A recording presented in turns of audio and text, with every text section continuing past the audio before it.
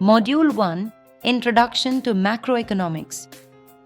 Imagine the entire economy as a gigantic, complex machine, an engine made up of millions of moving parts. Each part, from the farmer growing food to the shopkeeper selling clothes, plays a role. Macroeconomics is the study of this big picture, the economy as a whole, rather than focusing on individual markets or companies. It looks at broad phenomena like how much a country produces, the level of unemployment, the rise and fall of prices, and the overall growth or recession of the economy. Understanding macroeconomics is essential because these large-scale factors affect the daily lives of every citizen, shape government policies, and determine a country's economic well-being.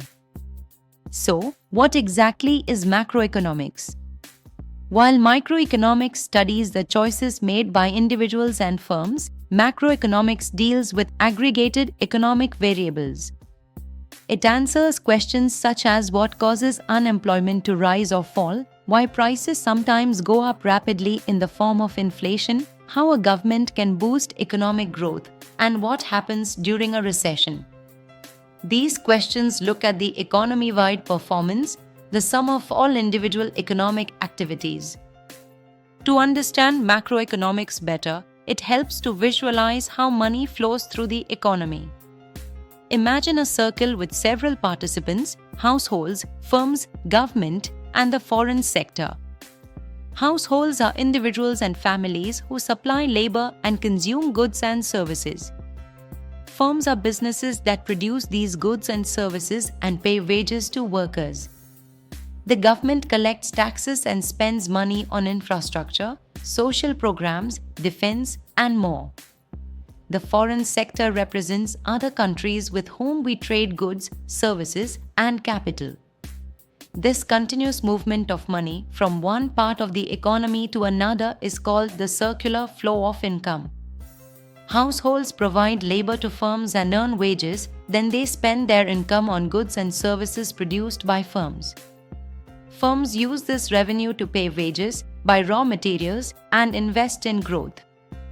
The government collects taxes and spends money on public services. Trade with other countries adds imports and exports to this flow. This cycle is the heartbeat of the economy, linking all participants in a network of income and expenditure. Economists measure the health of this economic engine using key indicators. Gross Domestic Product, or GDP, is the total value of all final goods and services produced within a country in a year.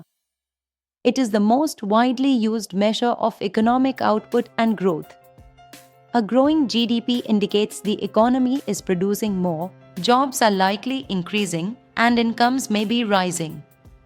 On the other hand, a shrinking GDP signals trouble such as recession, job losses, and hardship.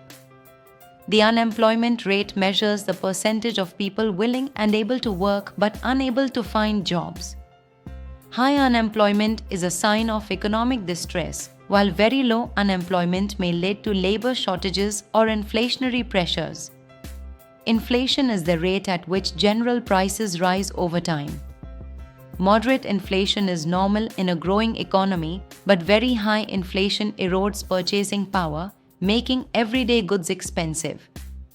Deflation, or falling prices, can also be problematic as it can lead to lower spending and economic stagnation.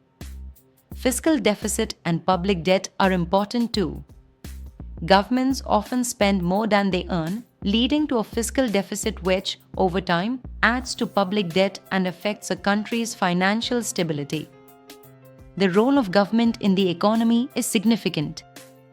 Governments do much more than just collect taxes and build roads. Macroeconomics studies how government policies influence the overall economy. Fiscal policy refers to government decisions on taxation and spending. For example, during a slowdown, the government might increase spending or cut taxes to boost demand. During inflation, it might reduce spending or increase taxes to cool the economy. Monetary policy involves controlling the money supply and interest rates, typically done by a country's central bank, in India, the Reserve Bank of India or RBI. By raising or lowering interest rates, the RBI influences borrowing, spending, and inflation. Economies do not grow smoothly year after year. Instead, they experience ups and downs called business cycles. During expansion phases, output, employment, and incomes rise. The peak represents the highest point of economic activity before a slowdown. A contraction or recession is a decline in economic activity accompanied by rising unemployment. The trough is the lowest point before the economy begins to recover. Understanding these cycles helps policymakers prepare for downturns and take advantage of growth phases. India, like many developing countries, faces unique macroeconomic challenges. Balancing growth and inflation is tricky because rapid growth can cause inflation, which hurts the poor. Unemployment remains an issue despite growth, with many people lacking jobs or working in informal sectors. Income inequality is another concern because the benefits of growth are not always evenly distributed. External shocks such as global oil price spikes or financial crisis can also impact India's economy. For example, during the COVID-19 pandemic, the Indian government and RBI took swift macroeconomic actions. The government launched relief packages to support vulnerable populations, and the RBI cut interest rates to encourage borrowing and spending. These measures helped cushion the economic blow and set the stage for recovery. Over time, economists have developed different theories to explain how economies behave. Classical economics, for instance, believes markets are self-correcting. If unemployment rises, wages fall, and jobs return naturally. Classical economists argue that government intervention often does more harm than good. On the other hand, Keynesian economics, developed by John Maynard Keynes during the Great Depression, says that aggregate demand, total spending by households, businesses, and government determines overall economic activity. If demand falls, governments must step in with spending to create jobs and stimulate growth. This theory explains why governments around the world adopt stimulus packages during recessions. You might wonder why you need to understand such big-picture economics. The truth is macroeconomic factors influence your life every day. Inflation affects how far your money goes at the grocery store. Unemployment affects your chances of finding a job. Government budgets determine how much is spent on healthcare, education, and subsidies.